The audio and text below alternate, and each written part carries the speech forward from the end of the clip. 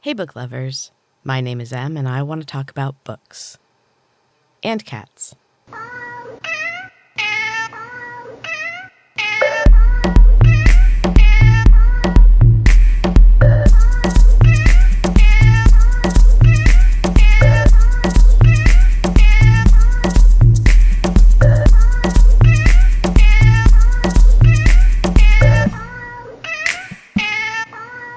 Hey, book lovers. So I'm going to start this week with the cat stuff first because this past week we have had a new addition to our family, and he's pretty much all I've been focused on for the past week. So if you follow Books and Cats on Instagram, you've already seen him. We got a teeny tiny orange kitten who has been dubbed Dozer. He is so incredibly small. He's only about 5 weeks old, and he was found by a friend of a friend of a friend, and we just happened to be lucky enough to get him. And he's a perfect fit for our family. He is completely fearless, and he just strutted out of the cat carrier as soon as he got to our house. He's already won over Ed Weird, which just makes me so happy because Weird has been really sad since we lost Zeus and Mooner, and I think he really needed a friend. And now he plays like a kitten again, and it is so cute. And Sassers is getting there. She was really freaked out initially, which was hilarious. But she's gotten pretty close to him now. He just absolutely loves her, and he's started chasing her. She's not a big fan. She still runs from him most of the time, even though he's literally like a quarter of her size. But she's not running as far now, so progress. So for being so young, Dozer is incredibly active. He's a wild man, but also just so sweet. I kind of forgot how kittens will just go, go, go, go, go, and then in a snap, they are sound asleep for hours. Honestly, his presence has been really healing for all of us. Having new life, new love, new joy in the house, I feel like we all needed it so badly. And I'm so thrilled to have him join our family. And stay tuned for some sweet kitten content, because he is a ridiculous boy. Okay, so enough about him for now. Let's get into this week's book. So this week I want to talk about You're Invited by Amanda Jayatissa. And I'm so sorry if I'm saying your name wrong. I worry every time I have to pronounce a name that I am not sure about. Anyway, I got this book as a part of a rather large book of the month order because I couldn't choose just one. I ended up getting 3 that time. Some may call it a problem. I just think of it as building my own library. Actually, I am planning on finding some small free libraries around the area and dropping off some of these books. I have a ton of them and a rather small house, so I kind of have to be realistic about what I can keep. Plus, then I have room for new reads. Also, if you're in the United States, send me a message and I will send you a book. You can request a certain title if you have a preference, but otherwise, I'll just send you something good. I wish I could offer this outside the US, but funds are tight and shipping prices are insane. Anyway, so if you want a book, send me a message if you're in the US. Now, let's get back to You're Invited. I have to admit that while I was drawn into the story pretty quickly, I wasn't entirely sure that I was going to be able to stick with it. The start felt a little heavy-handed and obvious, and I just really hoped that it was going to be a big misdirect, and it was. Oh man. I quickly changed my opinion and was absolutely sucked into the story. This book caused a sleepless night for me, but I just could not put it down. And honestly, it was totally worth it. So Amaya is our main character. She is not exactly in the best stage of her life. Things have been going wrong for her for the last 5 years. She was on track to achieve her dreams, but all at once she gave it all up and things have been kind of falling apart ever since. Amaya is in free fall when she receives an unexpected email from her best friend. an invitation to her over-the-top wedding in Sri Lanka. Now, that is enough to send her reeling, but there's more. Amaya's ex-best friend is marrying her ex-boyfriend.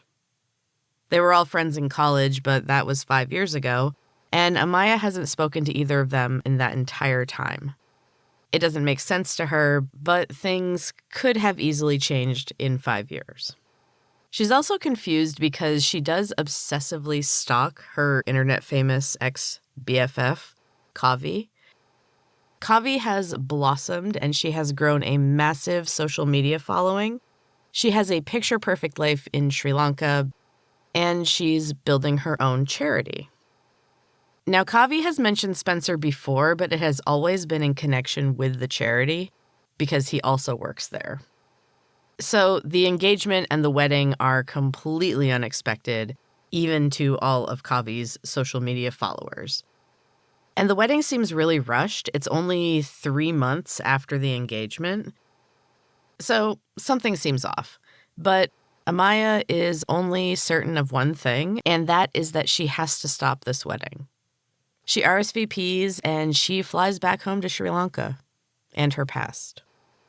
Now, upon arrival, she quickly realizes that despite the email claiming that the entire family forgave her and wanted her there, that is not true, like at all.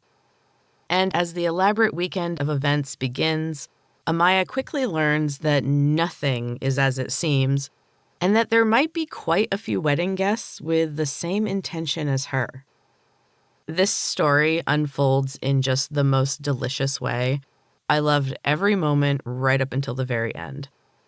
Definitely check out You're Invited by Amanda Jayatissa. It is absolutely fabulous. If you go to my website, booksandcatspod.com, and check out this episode, there will be a link to where you can purchase the book. Now, speaking of books, I also need to mention that Storytime with M is going to be on hiatus after next week.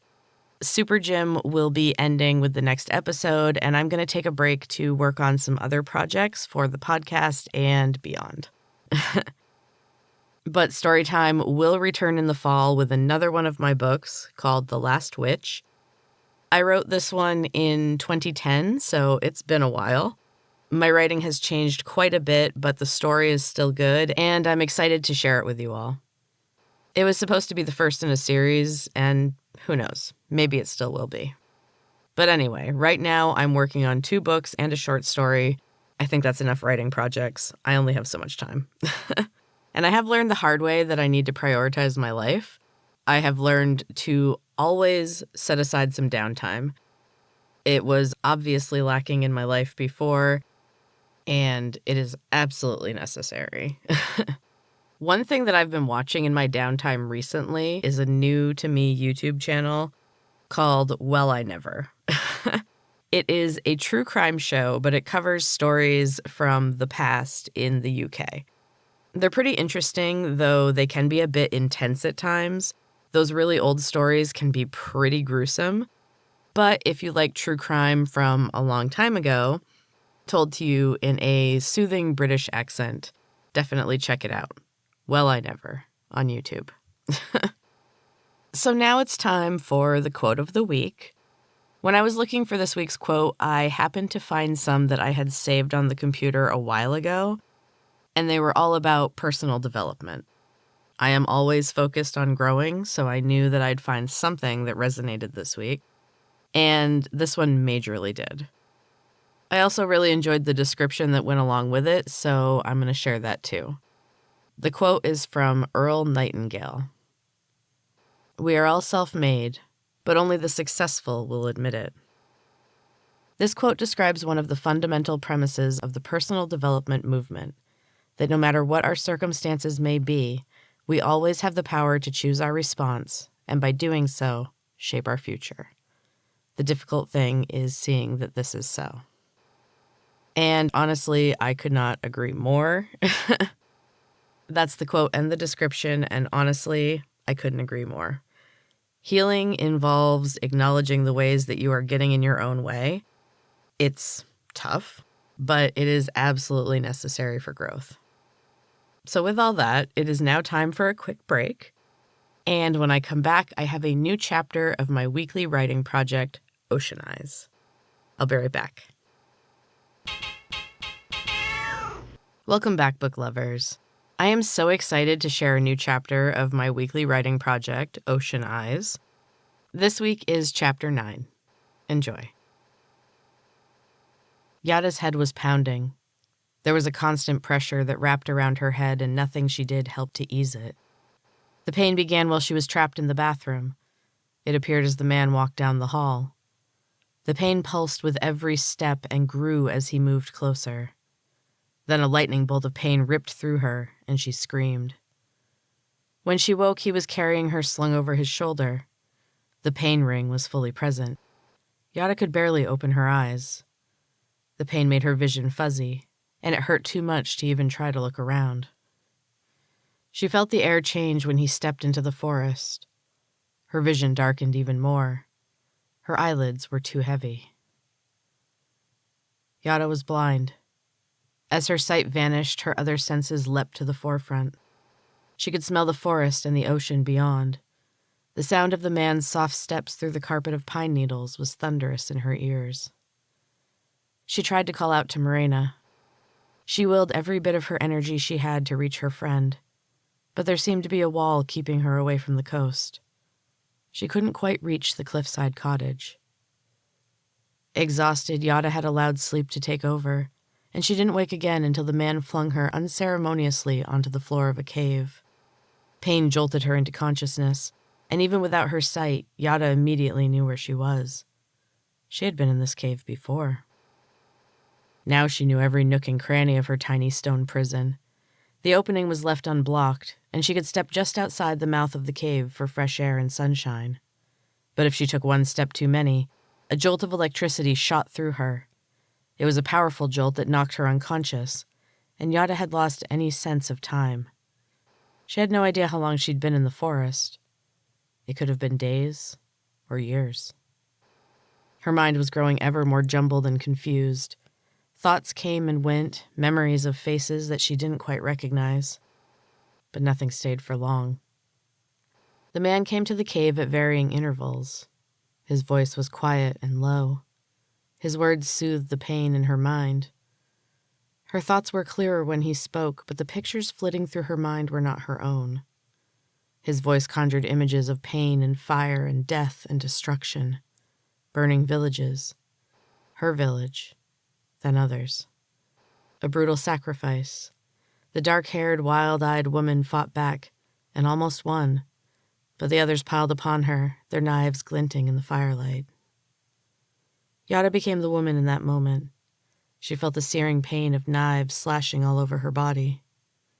The terror and the fear, and most of all the sadness of betrayal. That feeling came last, and then she was gone, unconscious. When she woke, the man was always gone, and she would sit listening to the sounds of the forest and shivering at the phantom memories of pain. Today there was a new sound, a snuffling in the nearby brush, a snort, and the sound of hooves pawing at the earth. Yada froze and listened harder. There were wild boars in this forest that the villagers told of in tales, and the sounds were coming closer. The creature moved in a haphazard manner. It hadn't yet caught her scent. Yada held her breath and moved slowly back as far as she could go into the cave. She heard the sound of whisper-light footsteps moving swiftly through the trees. There was a low whistle, and the creature snuffling outside the cave went silent. The forest was suddenly and completely silent. Yada could hear her heartbeat. It sounded desperately loud in the eerie quiet. Then the sound doubled. A drum beat matched pace with her racing pulse, and Yada felt woozy. The drum overtook her heart, and the dissonance finished her off. The darkness that she now existed in entirely was spinning. She didn't have time to wonder how that was possible. The drum was speeding along now. The sound vibrated in her bones. She became part of the air around her and moved with the increasing rhythm. Then the drum hit one final deafening beat, and Yada dropped to her knees. The shock as they hit the stone brought her back to her senses. Well, what was left of them anyway. She felt strong as she got to her feet and awaited whatever this stranger brought. Yada knew this rescue was not for her benefit, but she would take anything over the boredom of this prison. The snuffling resumed. It was right outside the cave. Yada could hear the crackle of the electric wall as the animal sniffed along the boundary. The smell of singed hair was overwhelming, but the snuffling continued until another low whistle sounded. There was a squeal and a thundering of hooves as the creature suddenly ran away. Yada held her breath and waited. The sounds of the forest had returned, but she heard no whisper-soft footsteps. Whoever was out there was waiting for her to make her move. Yada hesitated, considering her options, if there were any. "I guarantee I can outwait you," said a soft voice from outside the cave. It seemed to come from above, and Yada felt a momentary burning pain where the unseen creature had attacked her before. This couldn't be the same one, could it? The voice was a whisper through the tree branches, and their laugh was light like bells. "Not exactly the same, but similar," the voice laughed. "And trust me, sometimes it's better not to see." The voice was as light as ever, but the tone was a warning. The temperature in the cave turned icy cold. Yada shivered at the sudden drop. "I don't like waiting. I'm not patient. It's a gift I was never able to cultivate. My interests lay elsewhere." Another laugh. The cave grew even colder. Yada wrapped her arms around herself. She was shivering uncontrollably. "Just come out here already," the voice said impatiently. "You don't have any other choice." Yada knelt and tried to make herself as small as possible. She tried to think. The cold seeped into her being and slowed her thoughts. There had to be something. In the darkness, a brief flash of silvery blue drew her attention. She moved slowly toward it. Her hands found the cold stone of the cave wall. 3 more slashes of light. The stone grew hot suddenly under her fingers. The skin was scorched, but when she tried, she could not pull away. Her skin was a part of the stone now. It stretched painfully if she pulled, but it would not detach. Yada yelped with pain, and it was growing worse. The stone sizzled as more of her skin was absorbed into the wall. The voice outside the cave was shrieking, but Yada couldn't understand the words. She was screaming too loudly to hear anything else, and it didn't stop until her face was pulled into the stone. And that is the end of Chapter 9, book lovers. I hope you're still enjoying Ocean Eyes. Thank you all so much for listening. I appreciate it so, so much. And until next time, keep reading.